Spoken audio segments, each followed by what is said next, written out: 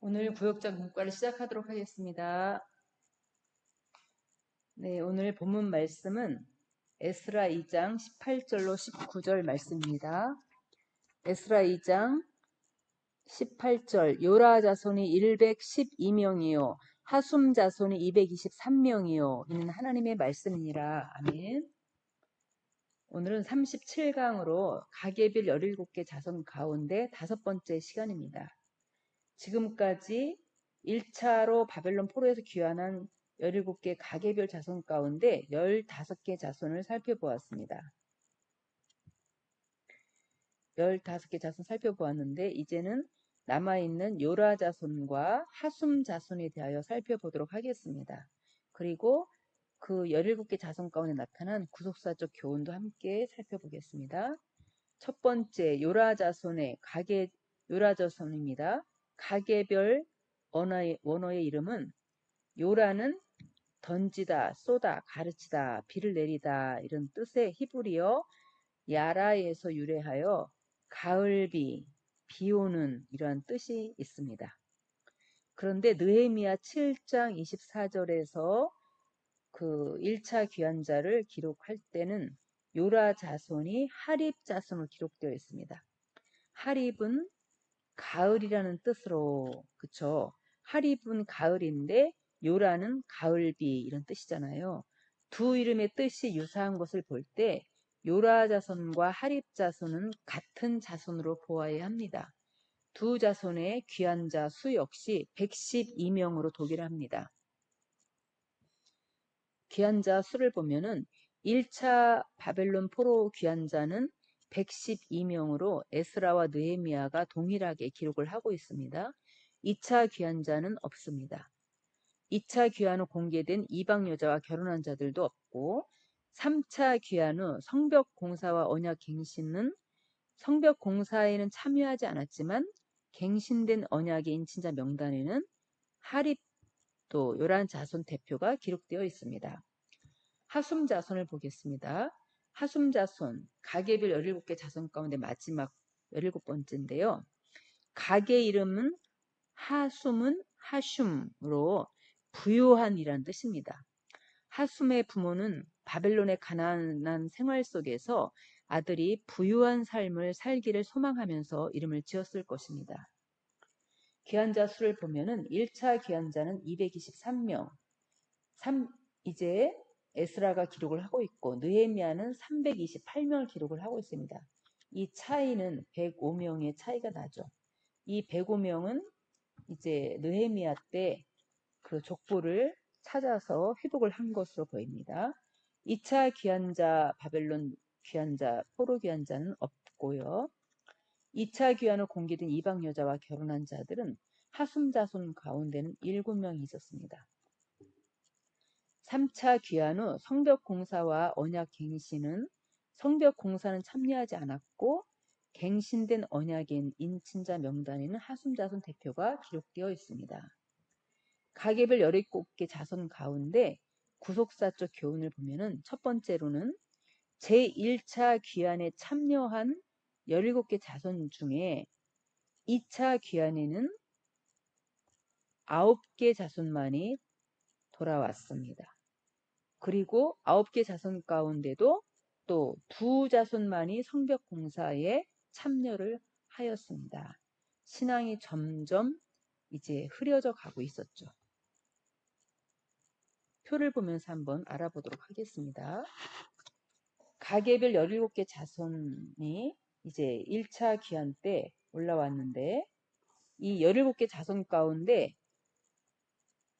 1차 귀환자에는 17개 자손이 왔지만 2차 귀환 때에는 17개 자손 가운데 9개 자손만이 왔다는 거죠.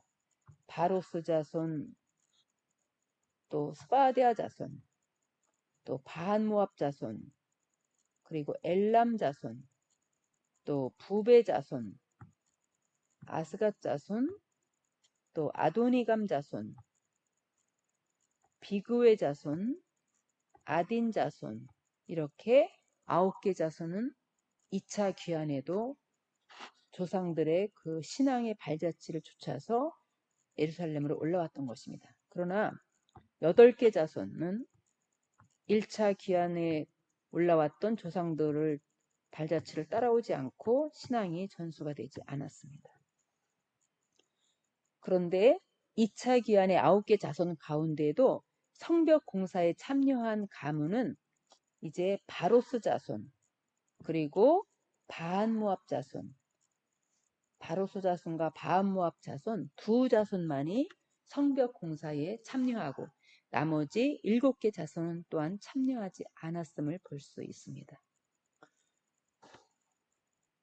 여기 보시면은 2차 귀환에 참여한 명단 중에 9개 자손은 먼저 귀환한 조상들의 신앙의 결단을 본받았지만 귀환하지 않은 8자손은 그렇지 못했습니다. 주전 458년 2차로 귀환한 9자손 중에도 또한 바로스와 바한모압 자손 외에는 주전 444년에 성벽 재건에 참여하지 않았습니다.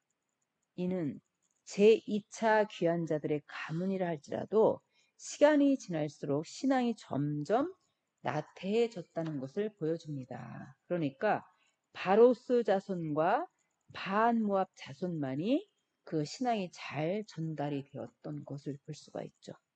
잠언 19장 15절에서 보면 게으름이 사람으로 깊이 잠들게 하나니 해태, 행동이 느리고 움직이거나 일하기를 싫어함, 해태한 사람은 줄일 것이다 라고 말씀하고 있습니다. 게으름과 나태가 사람을 깊이 잠들게 하고 신앙적으로 나태한 가문들은 점점 영적으로 잠이 들어 하나님의 구속 역사에서 쓰임받지 못하고 말았습니다. 오늘날 성도는 게으르지 않고 부지런함과 오래 참음으로 하나님의 약속들을 기업으로 받는 구속사의 주역으로 쓰임받아야 합니다. 히브리서 6장 11절로 12절에 보면 우리가 간절히 원하는 것은 너희 각 사람이 동일한 부지런을 나타내어 끝까지 소망의 풍성함에 이르러 게으르지 아니하고 믿음과 오래 참음으로 약속들을 기업으로 받는 자들을 본받는 자가 되게 하려는 것이다 라고 말씀하고 있습니다. 삶에 적용해서 보겠습니다.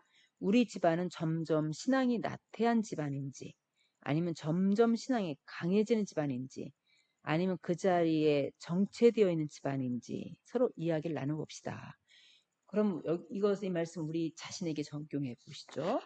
내 자신은 신앙이 점점 나태해지고 있는 건지 아니면 점점 신앙이 강해지고 있는지 아니면 그 자리에 정체되어 있는 것인지 한번 우리가 생각을 해보아야 되겠습니다. 오늘 삶에 적용해서 보면은 그럼 우리가 이렇게 신앙이 게으르고 나태한 자리에 우리가 들어가지 않으려면 우리는 어떻게 해야 될까 하는 것을 한번 이제 빌립보서 3장 12절 말씀을 가지고 한번 묵상을 해보고자 합니다. 우리가 빌립보서 3장, 빌립보서 말씀은 특별히 사도 바울이 3차 전도 여행을 마치고 이제 로마 감옥에 1차 투옥했을 때 옥중에서 이제 쓴 서신이 바로 빌립보서이죠. 그런데 그때 당시에 빌립이 이런 고백을 했다는 것이죠. 내가 이미 얻었다 함도 아니고 또 얻었다 함도 아니요 온전히 이루었다 함도 아니고 오직 내가 그리스도 예수께 잡힌 바 된 그것을 잡으려고 쫓아간다. 그러니까 사도 바울이 그렇게 지금까지 3차 전도여행까지 마치고 또 복음 때문에 감옥에 갇혀 있지만 그는 아직도 나는 얻었다 함도 아니고 온전히 이루었다 함도 아니고 나는 쫓아가고 있다 이렇게 말씀을 하고 있다는 거예요.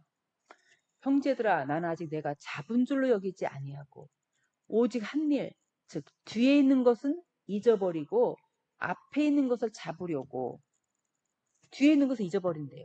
그러니까 사도 바울이 지금까지 많은 전도 사역과 또 많은 교회를 세우고 얼마나 많은 일을 했습니까? 그러나 사도 바울은 그거 다 잊어버리고 아직 앞으로 남아있는 사도 바울의 그런 사명과 또 그 믿음을 위해서 쫓아가고 있다라고 말씀하고 있죠. 표대를 향하여 그리스도 예수 안에서 하나님이 위해서 부르신 부름의 상을 위하여 쫓아간다.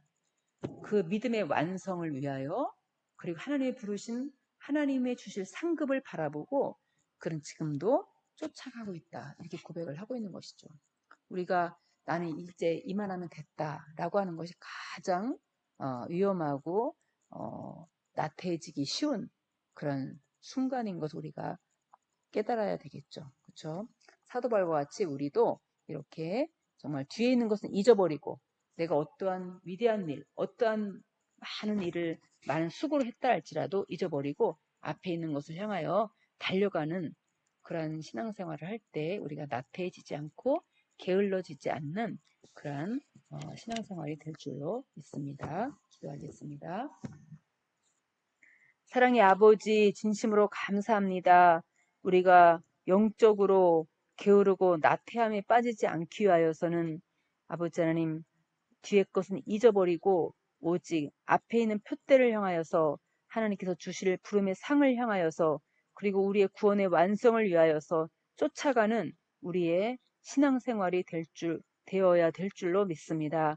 거룩하신 아버지, 내가 이만하면 됐다라고 생각하는 순간이 가장 위험하고 또 아버지 하나며 정말 교만한 순간이라는 것을 우리가 다시 한번 기억하고 오직 아버지 하나님 앞을 향하여서 늘 전진할 수 있는 진보할 수 있는 그러한 우리의 믿음 생활이 될 수 있도록 인도하여 주시옵소서.